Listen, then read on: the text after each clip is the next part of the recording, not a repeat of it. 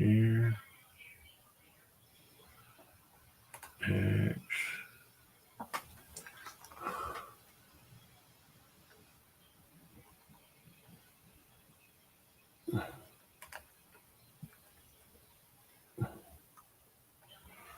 Hmm.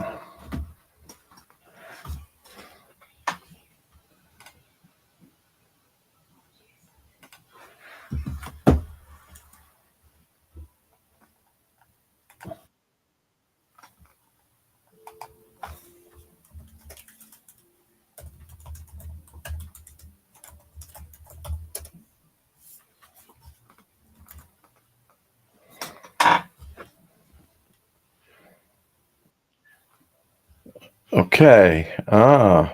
There you are. Now, if I can just see how to turn it on, Jim.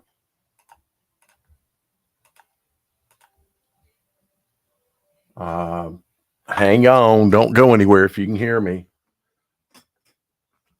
Um, okay. Okie dokie. Wow. It's got a different interface now. And I don't know if it was the restream that was keeping you out. It was definitely restream. It was I was getting some really weird stuff. So I what don't know. happened? What I did was I shut down. I shut it. I ended the stream, and I went ahead and I forget what I did, but saw a little message that said October the 30th restream is upgrading to 2.0. You can watch a video to see what it's going to be about. You can switch now. So I went ahead and said, okay, I'm going to switch now. Uh, let's see if that had anything to do with it. And so that's what took a little while. It went through its little switching, and apparently that was it. Well, they're asking me for like the host pin number. I'm like, what? Huh. I mean, it was asking me for some weird stuff. I'm like, okay, something. There's got to be something technological that was going on in the background. But so I don't know if there were a few people came on and off, but they didn't stick around. So I don't know. And you said you didn't see it on Facebook. Yeah, it went. I saw it at one time, and then I went Uh-huh. back on the Carolina Varsity side, and it was gone. Okay. And now I see a clip. If you go to Carolina Varsity, it says Yep. Carolina Varsity was live, and it has a 25 or 26-second clip. And it was. Okay. If you go on there, let me show. Well, I can share my screen with you, I guess.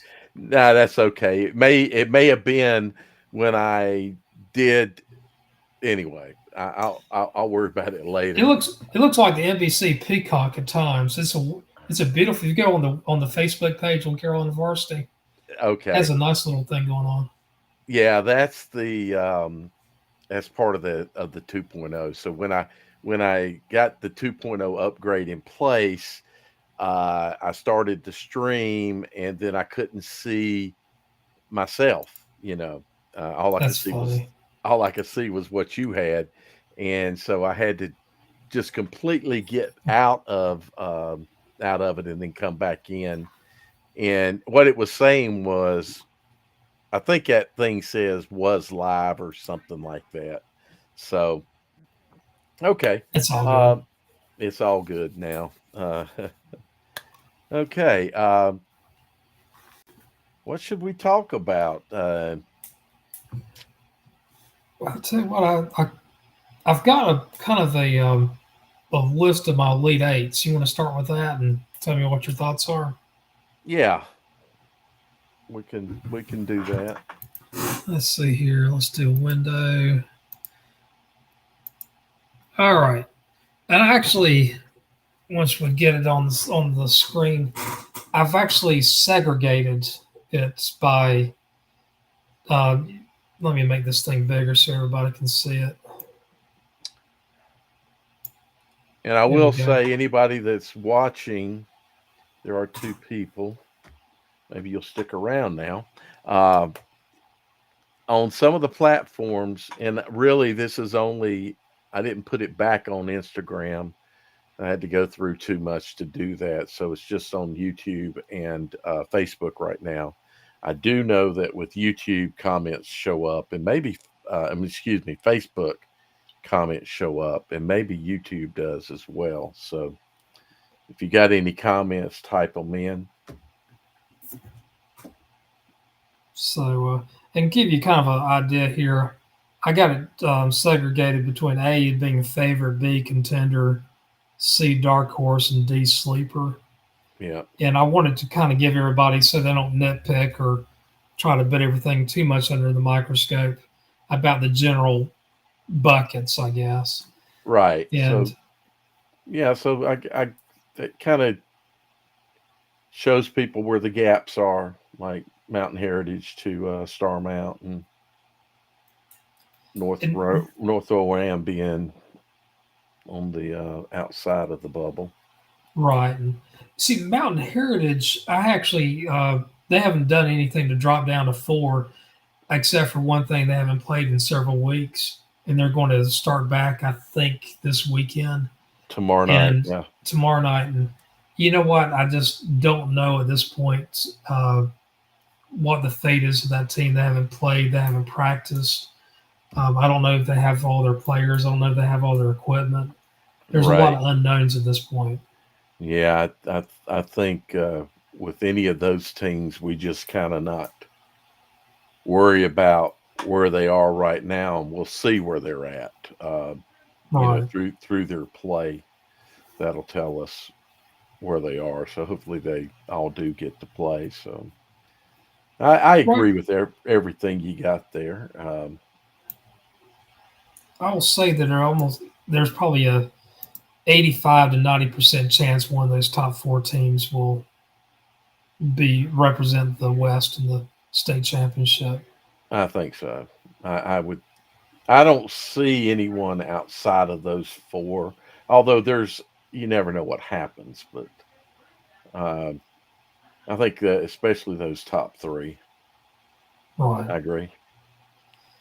Tarboro is the favorite. Everybody else is either a dark horse or a sleeper. Right, exactly. I mean, I don't mean to laugh, but it does.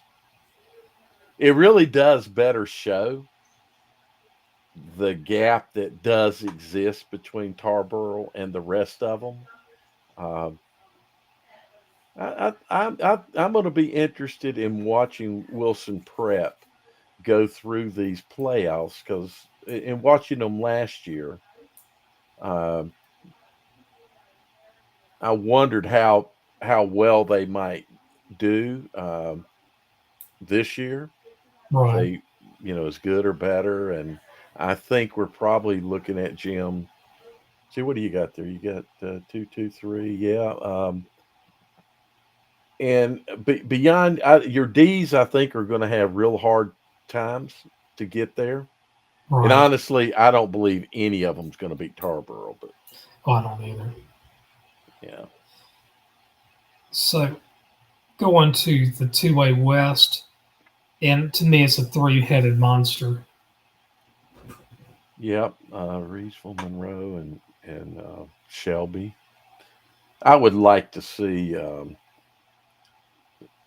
Sam be able to get his game with Monroe still. That'd be interesting to see if they can work that out and play that. Neither one of them needs it, but uh, that's a lot of teams on the edge there, and those are some good teams there. Those are teams that and I'm talking about your bees. Right. You I got several really, teams that are not even ranked in there that could be. yeah, exactly, and I really like your top three. Um, Shelby's going to be interesting to watch. I think they're I think I think they're pretty good this year. Uh, that'll be Right. interesting, Jim. And here's a time where I do think maybe one of those lesser teams might could find a way to move in there. It'd be interesting to see if those top three how many of those make it to the final four? In the West. Right. I think it's two-way West is deep and wide, just like 1A West. I agree. I agree. And two-way East is a little bit better than the 1A East, but it's not much more. There's some Hmm. uh, Northeastern, James Keenan, Whiteville, and Southeast Alamance. Actually, you could give Northeastern A, James Keenan A, Whiteville, and Southeast Alamance maybe an A minus. They're I put them in that category because Whiteville, um, they only lost to James Keenan by 1 point in overtime, and Southeast Alamance they just keep rolling. Right. Um, and I How did about see a kind of a diff or segregate or separation between the other teams. right? But look at Farmville Central. Yeah, I There's mean, Farmville Central. they got some good teams in that area over in Pitt County. The two-way teams. I mean, Hmm. North Pitt's good. Aiden Grifton's good. Green Central. You got some really good teams in that kind of almost say the mid East. Right. Nash Central, to me, they have like a 3-4 record, but I mean, look at the teams they've lost to. They lost to Southwest Edgecombe. They've lost to I think it was Northern Nash, Southern Nash. I mean, they lost to some really good teams, and Nash Central is nothing to sneak out. Martin County, I think, is 6-1, and to me, they're the best of the rest. And you could put St. Paul's in there. You could probably put even Kinston in there, but Martin County to me looked the best. All right, here's the 3A West. Dale, this will shock you a little bit. So why will it shock me? Let's see. Ashbrook might be. I don't Well, know I that dropped that's a shock, maybe a little surprise, but I dropped West Charlotte down to 4. I kept South Point as a B as opposed to an A. I just don't think that they would have anything for West Charlotte, J.M. Robinson, Dudley, or Hickory. yeah, I don't know. It's hard to say because they they played rather well. Beat Crest. Right. I, I you know, They're I a contender. oh I'm now kind of him hawing about West Charlotte.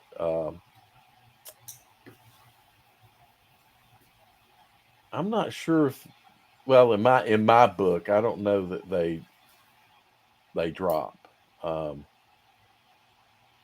but I think that's a solid top four, and I think that's a pretty solid the next two,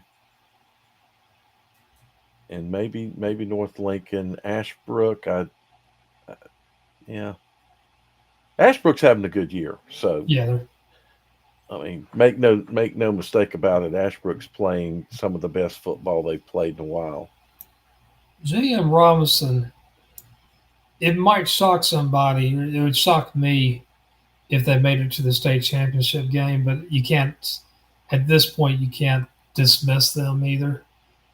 I think they No, could go into the fourth or fifth week in the playoffs. well it what helps them is who does Hickory and Dudley have to play, Right, and maybe even a West Charlotte.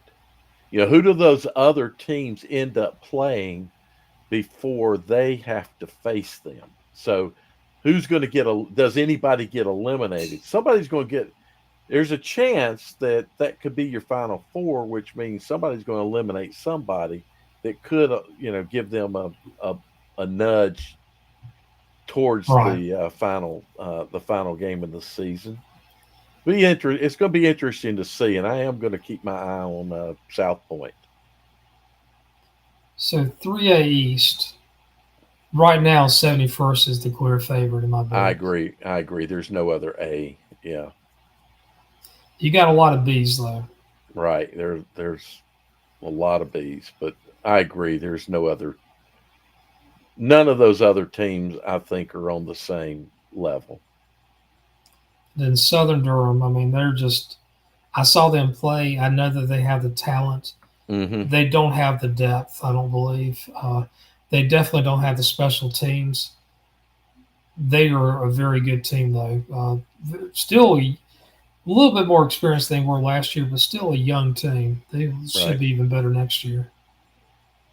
All right, 4A West. Actually, I've been down 4A East here. I need to be down 4A West. Okay. Moving All right. everybody out west. So let's see And then here I need what to we make got. this 4A East here on this back part. All right. Here we go. 4A West. Okay, so I think your A group is really good. I don't know if East Forsyth. I definitely don't believe Independence is in the A group, and I don't think East Forsyth is either. Um, I said West, so West Forsyth is probably not too far out of. Right. They'd be They're like the C group. Yeah, they would be a C group, and they'd probably be a 10 to 12 or something like that. I would think. Right. Um, I think that's a good, solid A group, and two of those teams are playing Friday night, and I'm going to that game. Huff and Mallard Creek. Uh, this is hard for me to say, Jim, but because after their win over Providence Day, and I picked against them, I said that I was not going to pick against Weddington the rest of the season. I do think they are that good. However, that number three team is unlike any Huff team I've ever seen. They are way better than last year's Huff team. I'm gonna say that now. They're uh, if you were to put the two teams in this kind of a ranking, um, this year's Huff team would be an A, and last year's Huff team would be a B. Gotcha. Uh, there is a distinct difference. Mallard Creek's going to be interesting to watch, I think. I agree. And Grimsley, I mean, heck, they returned a lot of players from last year's team. I mean, they're Exactly. You can't count any of those teams out. I mean, this is looking, with the exception of having Mallard Creek there, this is looking a lot like last year. right. Um, those top three were, Grimsley and Huff played, Weddington and Independence played. Um, be interesting to see if Independence can pull something out. I just don't think they have the physicality to play. Actually, all of those teams above them are physical teams. I just noticed that. They're Right. all extremely physical teams. They also have great athleticism, but those are all physical teams, as is or can be Mount Tabor. Right. Um, Northern Guilford is, to me, not a very, I mean, they're physical to a certain degree, but they're not known for their physicality. They're more for the athleticism. Right. Mount Tabor is usually known for their athleticism, but they can be very physical too. So it's just interesting. This Independence team is kind of an enigma for me. Yeah, exactly. I agree. So going down to the 4 East. Okay. I like what you did with the A's, B's, and C's, by the way. So Okay. it's more helpful to, it even helps me. Um, so it's got to help other people. Clayton. So I think out of that B group, so two comments. I think Clayton is a team to watch out for, and Right. Richmond is surprising us. Are they built? You know, the thing about somebody like a Richmond, Jim, or a team that's got that kind of history, that kind of tradition, when they, when a program gets beat down a little bit, which Richmond has had some rough years, they start maybe losing a little bit of that. But it's still around, and you let them start winning. Um, that could be they could be dangerous. I agree. Richmond's just one of those teams that you got to respect. They seem to have more energy. I mean, I like their last coach, Brian Till. I thought he was a very outstanding hire several years ago when they hired Richmond.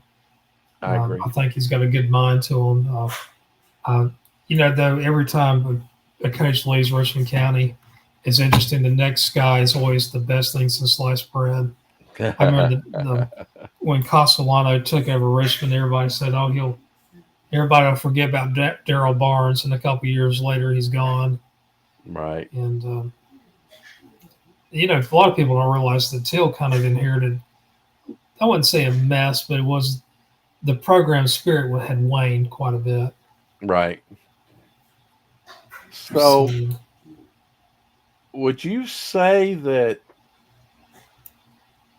I'm wondering between Cleveland and Rolesville, and then Hoggard and Gibbons,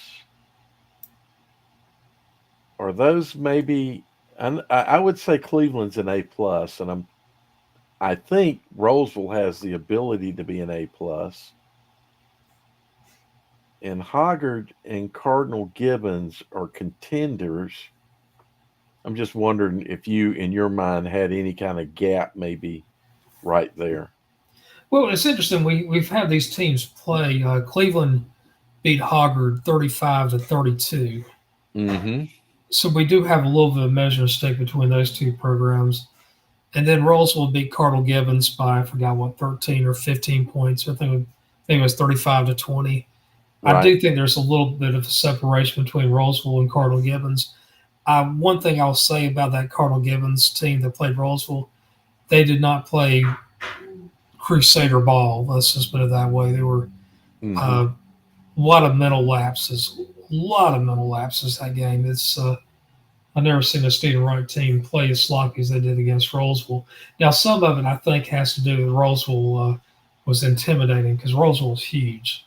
Right. Uh, but that's one of those things that I was thinking, in a rematch, I would not dismiss Colonel Gibbons. And Colonel Gibbons has got some good size to them themselves, but that's the reason why I have Colonel Gibbons as the number four. And actually, you could almost put Colonel Gibbons, Clayton, like in that A minus B plus group. Yeah, it's because I do believe Clayton has a good chance of being able to, in the playoffs, make it to the Final Four in the East. So the semis or quarter, however you want to, for the region, Right. obviously the semis. Um, I think they got a good shot at getting there.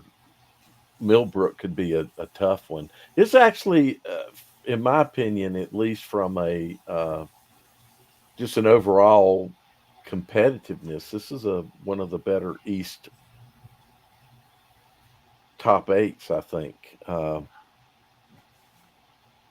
in 4A in a while. I agree. I think this is an outstanding year in the East for 4A.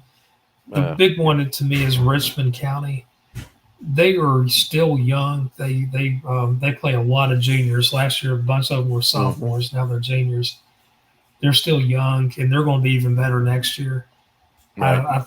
One of those things that Richmond, a young team, a lot of times you'll see a lot more growth as the year progresses. You think get hot, they win a couple games, maybe sneak by, maybe a third or fourth round. They can make it to the regional championship game, and heck, it can possibly happen unless you're a 1A team playing Tarboro. Um, Right. And you hope that some other teams help clear the road a little bit for you right. by, as you start narrowing that down. some somebody gets knocked out so that your path gets not quite as hard, because that's going to be a lot of teams, good teams that Richmond's going to end up having to face. If things held true, they'd have to get through two of those top four teams in probably back to back weeks. So I could see that it's a tougher road. So you'd hope one of those one or two of your tougher opponents gets knocked out.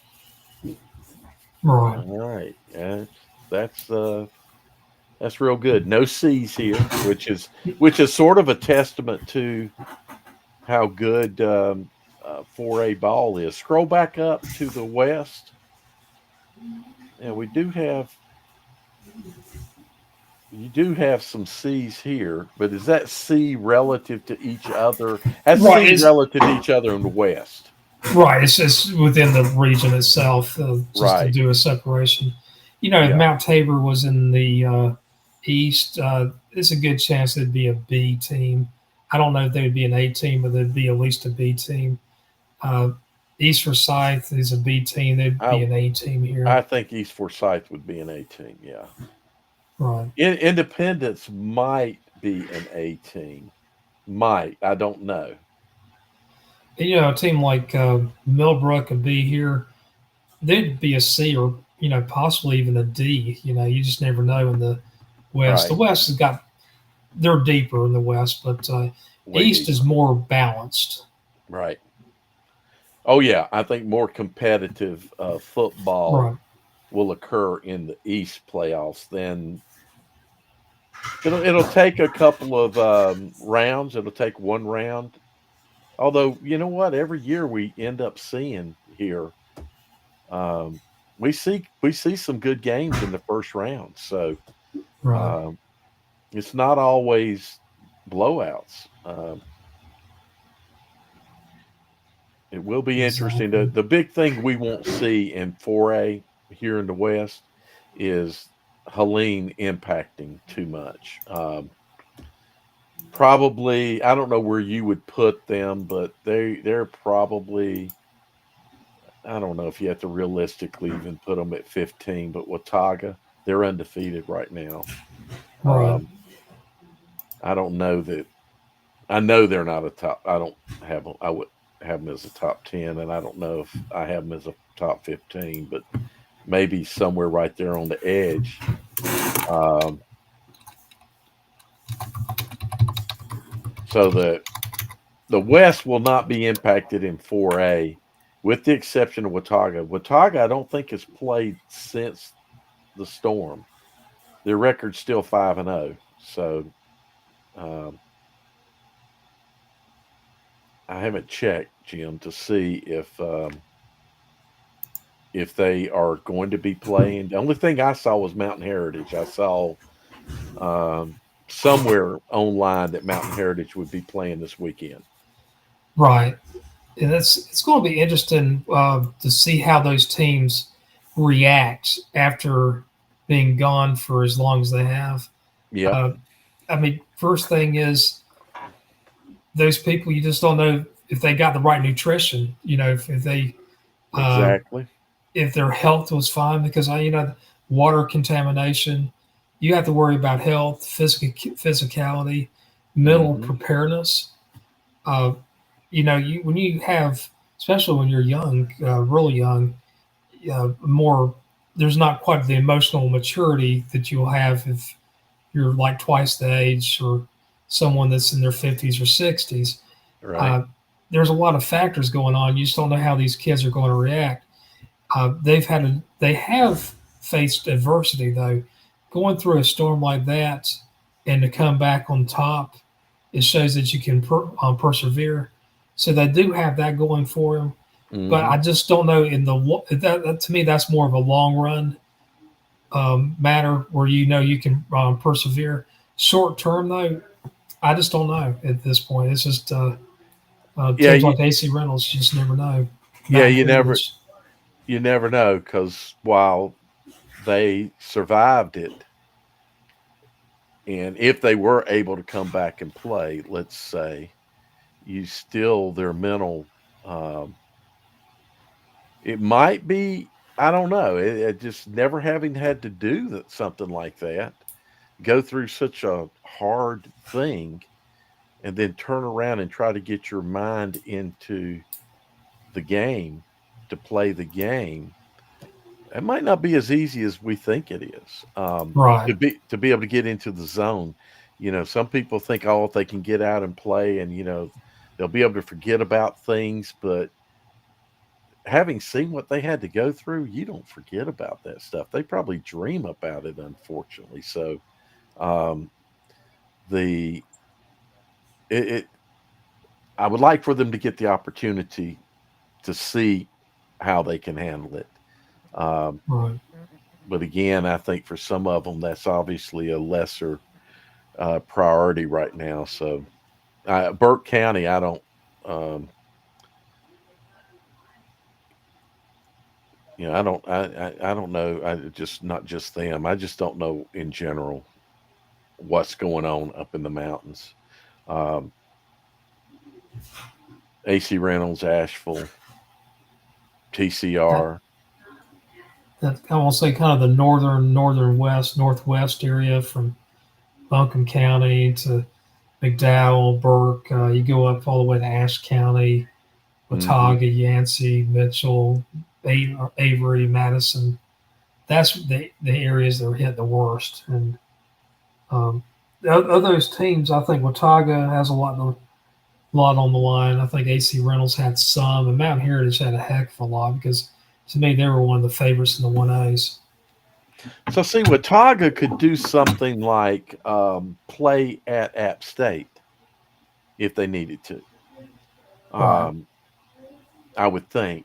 App State's got, I don't know how App State's field fared, but they have turf. And if they are in school and they have equipment, they could, if they needed to, they could play at an App State. And so could potentially other schools play at some of the colleges if they're within an easy drive. But I don't know how many colleges have artificial turf in their stadiums. How many of the D2 schools? We got right. a number of Western D2 schools. So I just got to thinking, where could they play if they are assembled and have equipment and they just don't have field facilities? Should they play, and where would they play? That's a good point. I mean, that's a very good point. I mean, logistics. Where I mean, also, do you want to play at night or you want to rather play when there's like light in the sky? I mean, to me, that's a consideration. It's Right. easier to navigate a disaster when you can actually see sunlight as opposed Exactly. to darkness.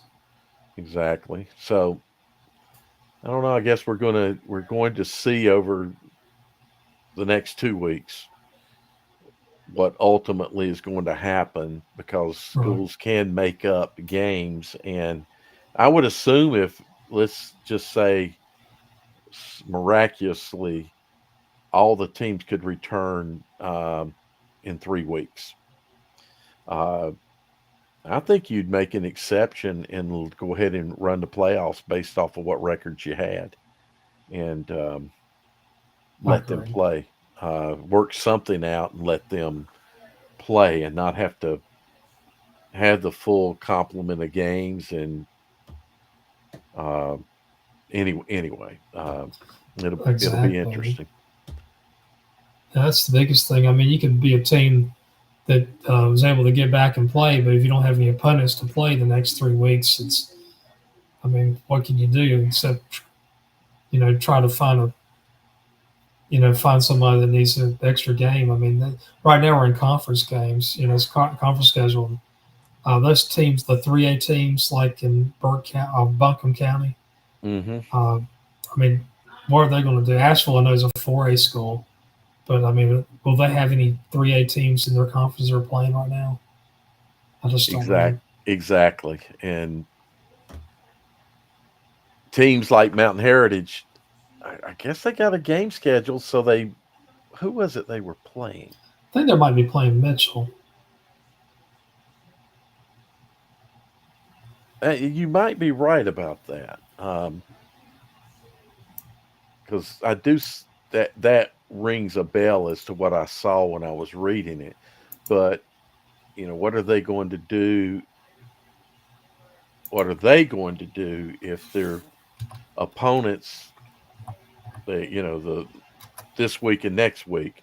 Really, I said 3 weeks. Really, only have, although we do have the extra week. Um,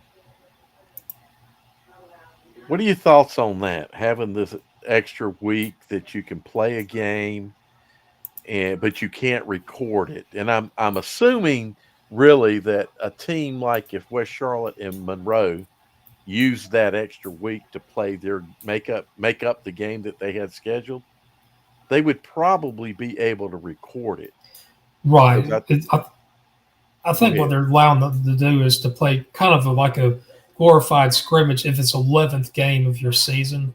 Like you're allowed to play 10 games. Yeah, They'll give you an extra week and you can play another team. It just you can't record the 11th game of your as right. as a part of your record. Yeah. I would say that's so that it doesn't skew the RPI. Um, Right. Exactly right. and you're allowed they're letting them play that extra game because they're trying to give another week for recovery. Maybe some teams can get in, and B, it does give an opportunity to make some revenue, but it pushes the playoffs up to Christmas. So I mean, uh, I don't know about you, but there's not going to be a lot of people showing up on the 20th and 21st of the no, state championship games. no, I don't know if I'll be able to go. I just don't know. that's when I saw that, I was like, oh my gosh, that's just pushing the season out. The season was already too long. Playing into December, well into to December now. It's playing deep into December. So yeah, I don't. They won't. They will not get good turnouts. That's a fact. Oh, it's gonna be horrible. It'll be hard on the teams who make it. Their families. I'm sure they will have to. There will be people that have to make change of plans if they go to the state championship. That Oh you yeah. might even you might even see some family members not attend. Oh, exactly. I mean, it's a lot of people already have like holiday schedules. The kids are going to be out of school. They're going to be out for probably several days by then. And Yep. I mean, I don't know if all the kids. What happens if the kid was supposed to go out of state? For the holidays, what will happen to that Well, kid? You know.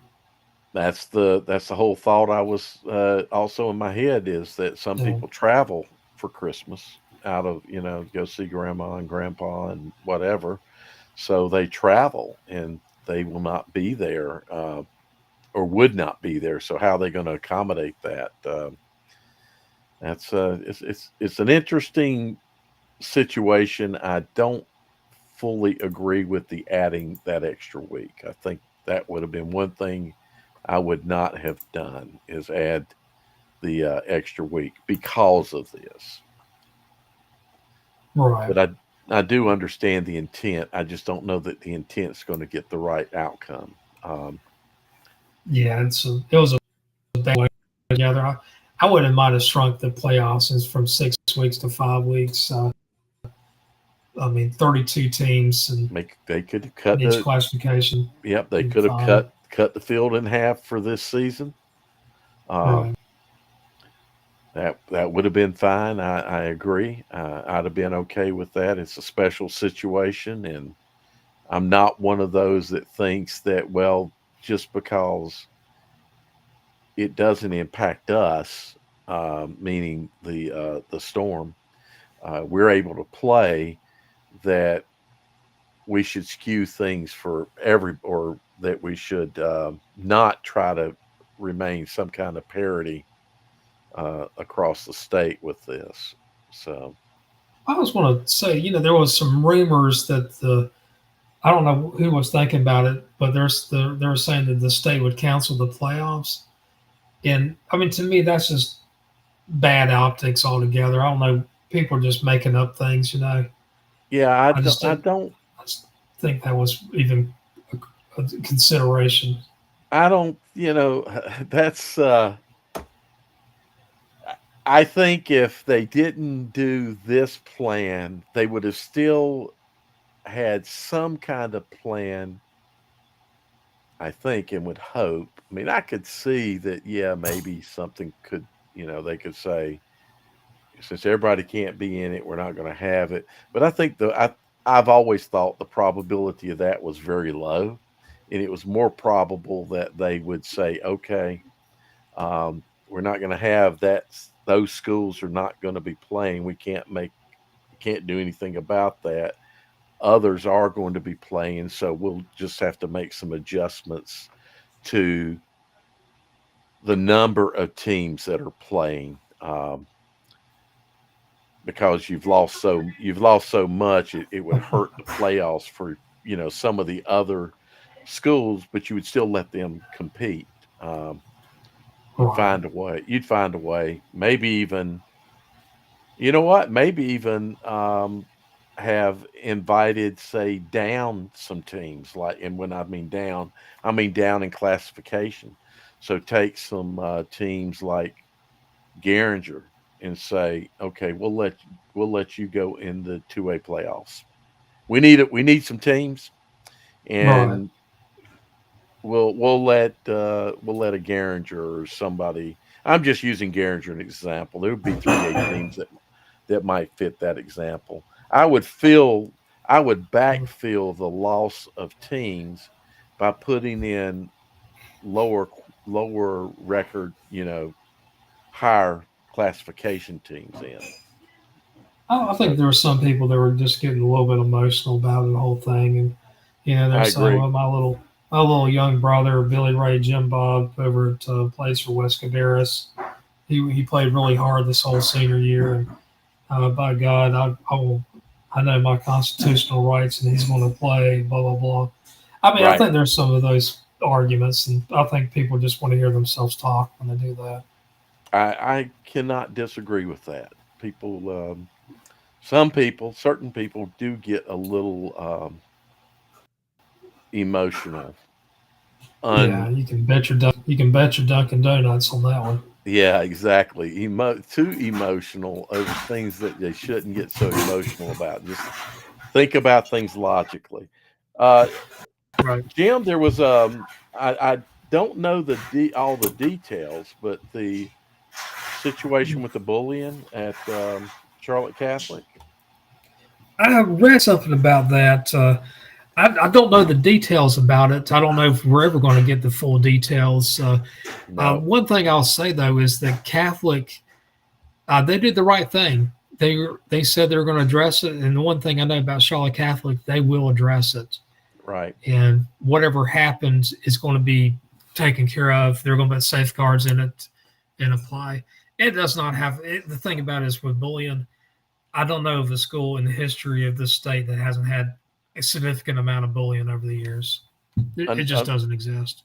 Unfortunately, bullying is a problem in our society, Right. and that problem even exists in team sports more so than people realize.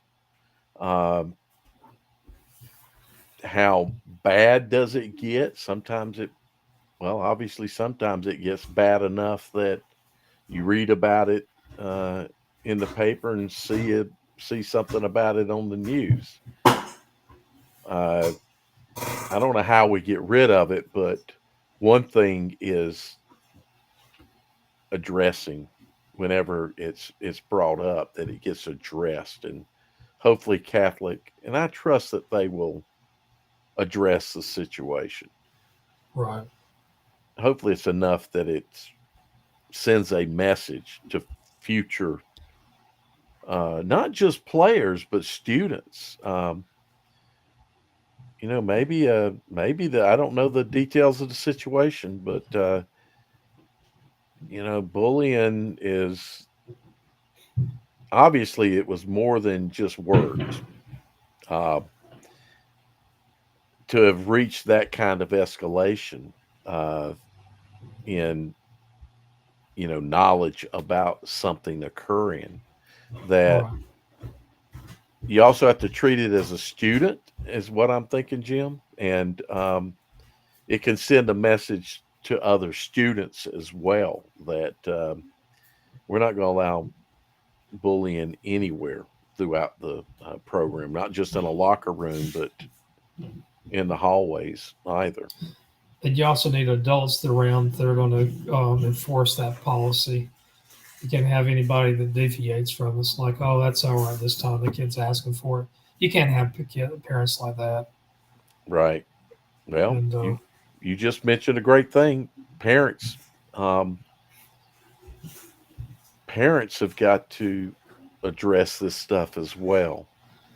Uh, Teachers in the school, people in the school need to, but parents need to address this as well. And I mean, how many times during the over the course of a season you hear some parents or loudmouth mom or dad? Mostly it's the loudmouth dads that will start screaming at their own team's player, telling him what a hmm stupid move he did. And there's other adults listening. You got kids listening, and they're like, "Oh, this this guy with 7 teeth is yelling at this had this kid. It must be all right to do so." But so back about, I don't know if it's 15 years ago, little maybe a little over 10 years ago. Let's say approximately. Um, I think it was maybe sometime 2012, 2015, somewhere in that time frame. When I was still actively running the Carolina Varsity forums, right, I had a player private message me from Mooresville. He was a kicker, and he asked me, and I may have told you this before. Um, he asked me, was it okay that adults, parents, stand at the fence when he's leaving the game and talk bad to him? And of course, I told him, absolutely not. It's not okay. I asked him to give me some more details, and I had a game that I was really wanted to go to that Friday night, but that coming Friday night, Mooresville had a home game. So I told the kid, I said, I'm coming to your game. I said, I got to see what you're talking about. So, I got to the stadium, pregame warm up, and I talked to him. He told me where they normally would stand when they would exit the stadium, and he mentioned that sometimes those men would stand there towards the latter part of the game. Um, so I stayed on the Mooresville side the entire time and listened. I spent more time listening to hear, especially when he had to kick. So if he had to kick an extra point or a field goal, I was there listening. And sure enough, there were three men. Three men. They were probably 30 to 45 years old, among them, right. probably in that age range. So they were all adults, should be mature. And they were bad in the game. But then when Mooresville exited, I don't know if you've been to Mooresville. The way that they exit out of the stadium back towards their field house. Their field house is, um, Is it up on sits like right. on a hill? Not the field house. The field house is Okay, down on the same level with the field. So okay, gotcha. you kind of walk out the the gate area back there. The field house is right there. So, um, Gotcha. and sometimes I park down there if I get lucky. I can when I go to Mooresville. I haven't been to Mooresville in uh, I don't know 5 6 years. Last game I went to Mooresville was when Vance played them at Mooresville. Aaron Brand was still coaching at Vance. So Who, anyway, who, who was the yeah, head coach at Morrisville at that time? Was it like Hal Caps or? it was. And so when they were walking out, I was edging myself down to get closer to that area, and I saw the guys. I saw these three guys, and they, sure enough, they yelled stuff out at the kid. So I walked over to them. I said, "Why are you doing that? Do you know the questions of what are you talking about?" And I told them, and like it's none of your business. They were getting that way about things, defensive, none of your business. And I'm like, yeah, it most certainly, I told him, I said, most certainly is my business. So that's a kid. I said, there's several problems here. I don't know what level to start at, but I'm going to start at the most basic level. That's a child. Um, he might be a young, you might call him a young man if you're in family and all, but he's still a child. So that's the first problem. The second problem is that he is a player of your team. Now, the difference, I told him, I said, now the difference in these two things is huge. The fact that he's a child, you shouldn't be talking to him that way. Right. And so it is my business. I'm going to defend him. I said, why don't you talk to me that way? And of course, there's three of them. And a couple of other people came up, thankfully, and kind of stood there with me. They were on the field. Um, they were sideline people, so maybe I don't even remember who they were, but there were. It was a. It may have ended up being 4 or 5 people that came up when they saw this commotion going on. And I remember telling one of them what it was all about, and they're like, "Yeah, they knew that these men had been doing that." And I told them, I said, "Well, I told them that I had been contacted, that this was going on, and I didn't tell them that the player told me. I didn't want to, Right. I just told them, they knew who I was. And I'm talking about the guys that came up. The three men that were there, I don't know if they knew who I was, but they were bullying that kid because he was an okay kicker. He wasn't a kid that could go out and kick 40, 45 yard field goals, nail them. He wasn't that kind of kicker. Um, he might, as I remember, he may hit a 30 yarder and he may miss a 30 yarder, or he may miss a 20 yarder. Let's say he may hit a 30 yarder but miss a 20 yarder. Uh, didn't matter in my opinion. There Right. there were adults bullying a child. So Yeah, the kid's got enough guts to go out there and put his neck on the line every play. So I have no problem with the kid doing what he's doing, even if he's not any good. If he's good or not good, doesn't matter. He's out there what competing and representing exactly, his school. And I mean, the coach Hal Camps won a state championship before. He must have enough trust in the kicker to put him out there. Um, exactly, exactly. that's the thing. It's like one of those moments where you just want to take some video of these kids, of these adults acting like that, and Hmm. just like get them on air and just like say, hey, these are the toothless inbreds that were picking on a minor. Let's talk about that a little bit. Uh, If you know, if I'm going to remember that. I didn't think about that at all at that time frame of doing that. I just had the whole mindset of, I'm going to confront these guys, and I'm going to defend this.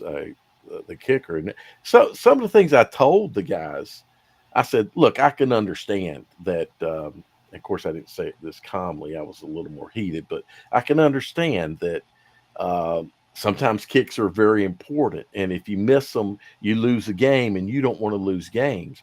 But you're also driving his confidence down, and he's the kicker, whether you like it or not. Coach says he's the kicker, so he's going to go in and kick every time a kick needs to be made. He's the guy that's going to do it, and you're doing nothing to help make him better. You're doing everything to make him worse. Yeah, positive, I told him that you've got his confidence. I don't know if it's shattered. It was shattered, but I told him I don't know if it's shattered, but you're certainly shattering it. Well, you ruin the whole experience. They should be ashamed of themselves for doing that. So, I mean, Agree. it's not doing. I mean, they must have really low self esteem to do stuff like that. But Yeah, Jim, you said you hear it at games. Moms are bad about this, but dads are really bad. yeah, Because dads will use language and trash. You're trash. Hey, 12, you're trash. Um, Yelling that to a kid that they're trash. I don't know that I want to hear a player telling another player that, but they trash talk. So, you I know, was I was over in Pittsburgh, and the defense, one of the linebackers was running towards the offensive line, acting like he's going to blitz. And I mean, he came in fast, stopped before he crossed the line. Got, uh-huh. I mean, 3 feet away. It was not. And one of the offensive line jumped. And it must have been 6 or 7 of these toothless rascals behind me were like, he was drawn off. He was drawn. He was drawn. It was not a legal procedure. It was on the defense. He moved first, and the ref is just looking at me. He's like, "See what I have to do with these morons?" Uh, you know, you know, it's just crazy. A lot of times people don't realize that they ruin other people's fun. I they don't care if you do. ruin my fun, but don't ruin a kid's enjoyment. Now, I'm not going to say the game, certainly not the player, but I, I, of course, I'm, on the sidelines, right? And I had it on video, but the play ended up not being a big play, so I deleted it. But uh, right after the play was over, the receiver, he turned around and he kind of walked up and walked by the corner, and he's telling him, he said, "Man," he said, you better get up on me on the line of scrimmage and trip me when I go. You need to trip me because you can't cover me. You need to trip me. You need to trip me." That kid didn't know how to respond to that. It was a little more aggressive than the way I just put it, but I've heard a lot of different trash talking. That was maybe one of the best. You just need to come on up and trip me before I get off the line. Trip me because you ain't going to cover me. That's hilarious. I think it was oh, gosh, maybe a couple of years ago. It was South Granville versus Midway, or yeah, Midway in a two-way playoff game, and there was a coach at Midway, assistant coach, that was just running his mouth off at his team. It's like, I mean, kind of yelling at his team, but trash talking South Granville at the same time. As saying like, "Don't worry about this. You got so much more muscles and blah blah blah, but you don't use it, and it's too bad because you're playing against somebody who can't spell cat unless you spot on the CNA." I mean, talking all kinds of junk. And one of the players heard that, and there was a play that was kind of a bam bam on the sidelines, Hmm. and I'm pretty sure the South Granville guy knew that the Midway runner was out, but he took out that loudmouth. I mean, on the sideline, he went a good 5, 6 yards into the box, and the guy was the coach was just laid out, and then the Uh-huh. player was just kind of like standing over top of him. I think he got a 15-yard flag for taunting a coach, and I So thought it was hilarious. It was the best 15-yard penalty ever. you'll like this one.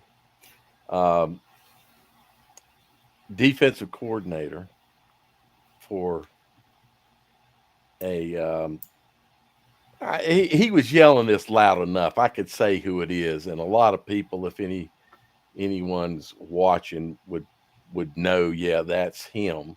But there was a player, a quarterback playing for the other team that had been on that team um, the year before. And so, and they're tearing them up. The defense is just eating them alive. And coach is yelling loud enough that the guy that he knows recruited him could hear him on the other side. And he kept yelling at him things like, "Yeah, you come on and try to get our players. You ain't getting our best ones." Just every every almost every play after every play, he's yelling. He says, he say, he's yelling things like, "I've seen those texts. I've seen those texts." He's a That's great guy. hilarious. I love this guy. He is uh he's very good to me on the sidelines. But and we will probably be at a game together uh this year potentially, where he'll be coaching, and I'll introduce you to him. But All right. he's one of the better defensive coordinators in the state, and it's just funny to hear him attacking that one specific guy who he knows influenced that player to go to that program. And uh, anyway, sometimes you get that where coaches like Right. to yell across the field at the other coaches. They don't talk too much, although some coaches do, and I don't like that. Some coaches do talk to the other team's players and do a little bit of trash talking. Um, I don't like that. Let the players do that, but no adult should talk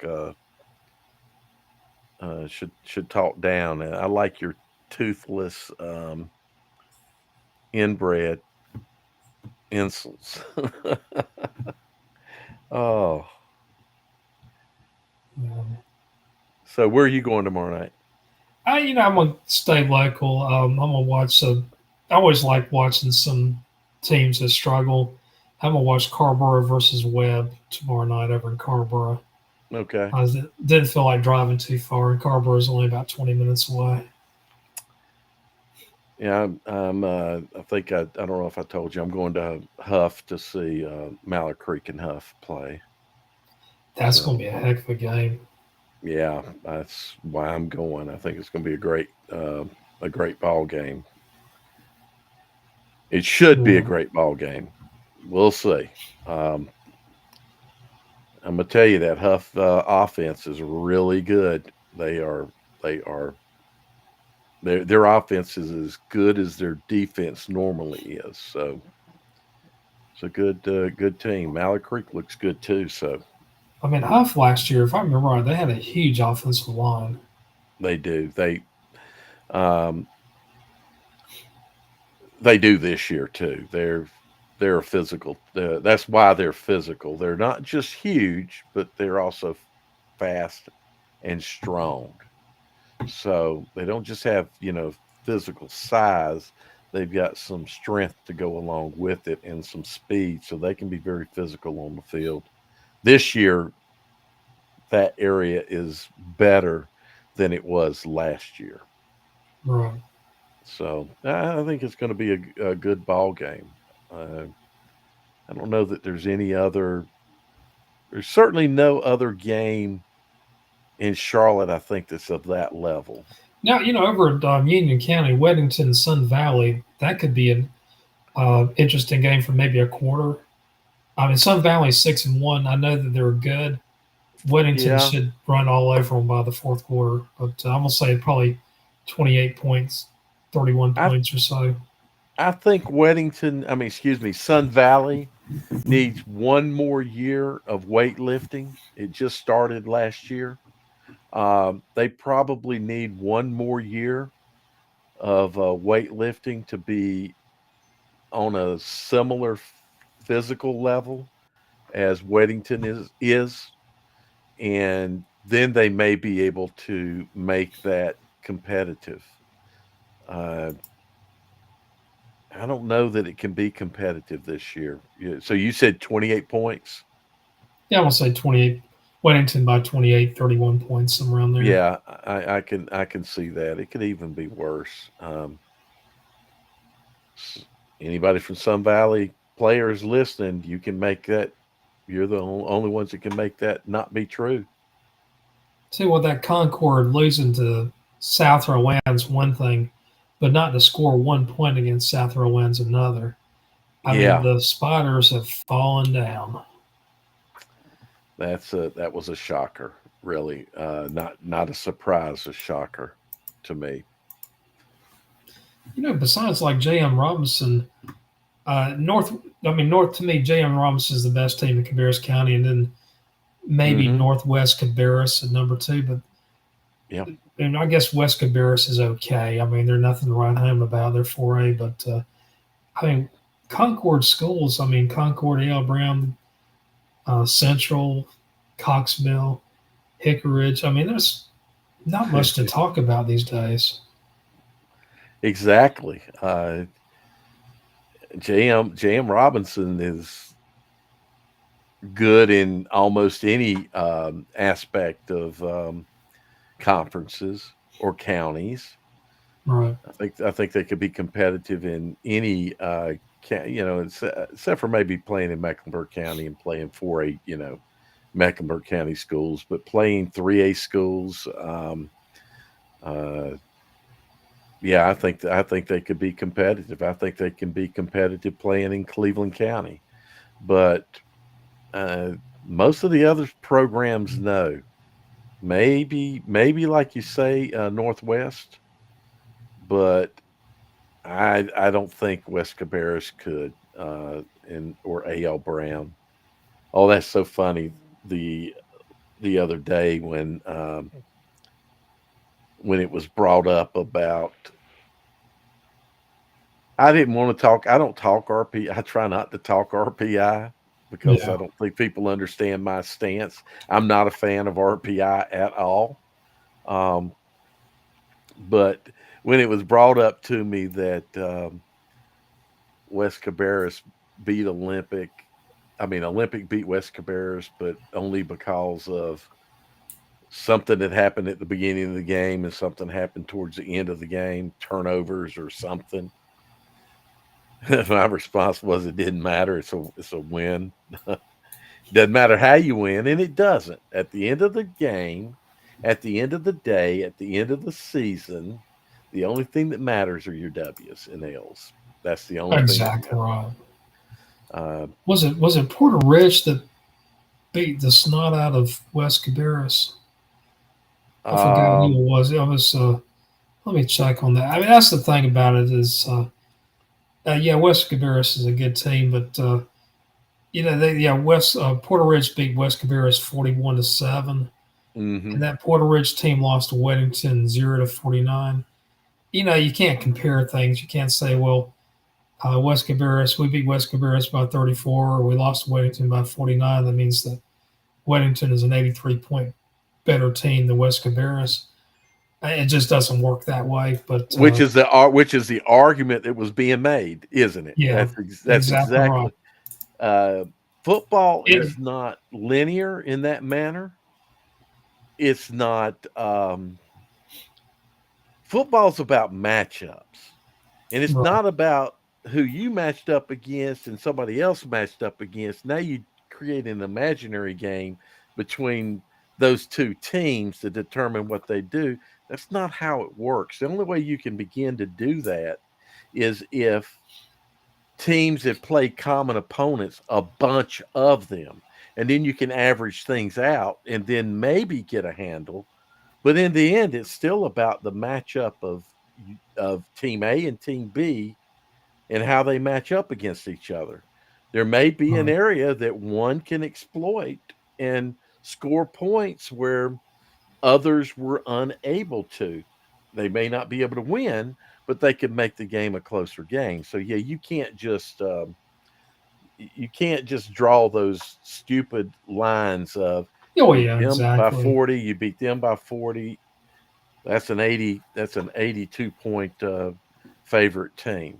No. In defense of that person, there's a good chance that their blood sugar is a little bit low, and they haven't gotten to the Waffle House yet, and they get the That's true. pancake syrup, sausage, and all that good stuff. Uh, I mean, it's just people sometimes I think like to hear themselves talk. Um, but I'll tell you Okay. what, Dale, it's been a long day for me. I'm gonna need Yep. to head on out, man. Same here. I'll be looking for your scores tomorrow. All right, man, that sounds good. I'll tell you what, I'll be on, I guess, on our on Langston's side, I guess, 11 o'clock tomorrow, or somewhere around that period of time. Yep. All right, man, rock and roll. All right. Take care. Take care, bud.